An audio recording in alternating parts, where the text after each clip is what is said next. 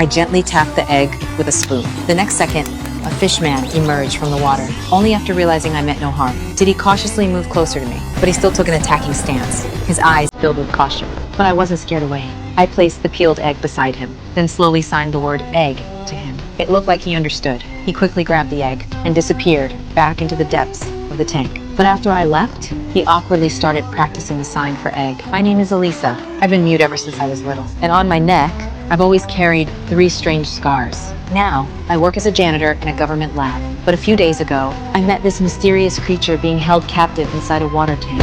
I was immediately curious about him. Get them out. Ever since then, I've secretly brought him eggs every single day. Little by little, I realized he could even understand music.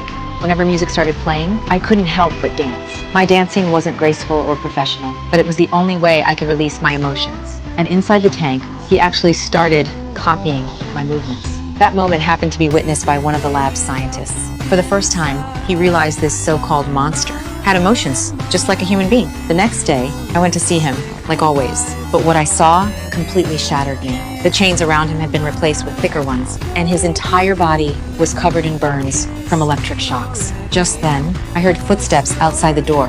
I quickly hid myself. Moments later, the officer walked in and mercilessly electric prod. But what terrified me even more was learning the military planned to dissect him alive. Vivisect this thing. No. Take it apart. No. Learn how it works. No, that would defeat the purpose. The scientists desperately tried to stop them. He argued that the creature possessed extremely high intelligence and might even be the last of his kind. Dissecting him alive would be cruel beyond reason, but the general refused to listen. And in that moment, a crazy thought completely took over my mind. I was going to save him. So I asked my painter friend to help me. When I pushed a garbage cart into the laboratory to smuggle him out, the heavy iron chain became our biggest problem. Did you move the camera on the loading dock? Is that where you're taking him? Through the service tunnel?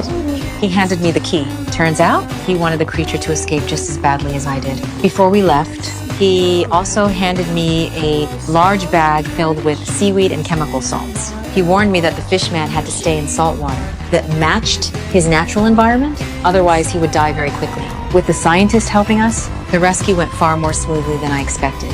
And by the time the officer realized something was wrong and rushed to the lab, we were already gone. The moment I got home, I carefully lowered the dying fish man into my bathtub. I filled it with water, then poured in large amounts of salt and seaweed. Only after I saw him breathing normally again did I finally feel relieved. But I knew the rescue still wasn't truly over. I couldn't keep him hidden in my apartment forever. Later, I learned the canal outside the city only connected to the ocean during the high tide on the last day of the month, which meant we had to wait until that day before we could finally send him home. Until then, I had to keep him hidden. While I was at work during the day, my painter friend stayed behind to watch over him. He even brought out a canvas and tried painting the fishman's portrait. But halfway through, he accidentally fell asleep. The fishman took the opportunity to sneak out of the bathroom and curiously explore this strange new world. Unfortunately, the painter's cat spotted him, and within seconds, the poor cat became his dinner. The painter woke up just in time to witness the whole thing. Oh, no, no, no! Startled by his sudden appearance, the fishman panicked, scratched his arm, and ran off. Don't worry about me, I'm fine. Believe me, I'm fine. Eliza, go find him. Go. Following the trail of blood, I eventually found him downstairs inside an old movie theater. The theater was empty, with an old black and white film playing on the screen. The moment he saw me, the fear in his eyes slowly faded away. I gently placed my hand against his chest, and he didn't pull away. He just quietly felt the warmth of my hand. Okay, don't play with the kitties. No. After we returned home, he seemed to realize his mistake. First, he placed his hand on the painter's balding head. Then he gently touched the wound on his arm. You did that, but it's okay. So, I don't think that's sanitary. The next morning, the painter stared in shock as hair started growing back on his head, and the wound on his arm had fully healed overnight. Meanwhile, the bond between me and the fishman grew deeper and deeper. He gently pulled aside my collar and curiously stared at the 3 scars on my neck.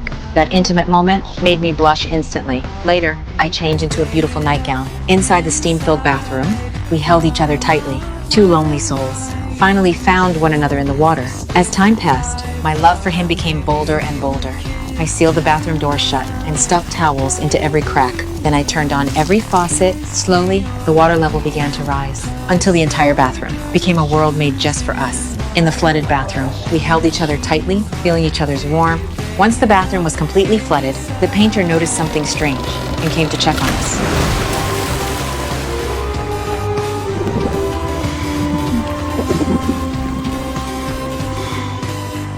But this happiness didn't last long. After being away from natural water for too long, the fishman's body began to deteriorate rapidly. His scales started falling off. Breathing became difficult for him. And seeing him suffer completely broke my heart. Finally, the day the canal reconnected with the ocean arrived, no matter how badly I wanted him to stay, it was finally time to send him home. At the same time, the officer finally uncovered the truth. He forced the scientist to confess everything. It is clean. Only then did he realize he'd been deceived this entire time. Furious, he rushed straight to my apartment. But by the time he arrived, we were already gone. The only thing left behind was the date and location of the canal marked on my wall. Before we parted ways, the painter gave the fishman a heartfelt goodbye. After everything they'd been through together, he already saw him as family. But the fishman didn't want to leave me behind. Awkwardly, he signed with his hands, asking me to go with him.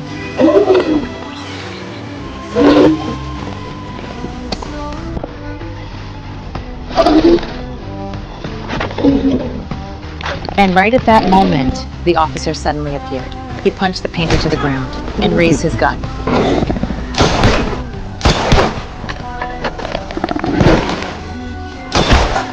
Three gunshots rang out, and both me and the fishman collapsed into pools of blood. Using the last of my strength, I tightly held onto his hand, trying to feel his warmth one last time. Just then, the painter woke up and attacked the officer.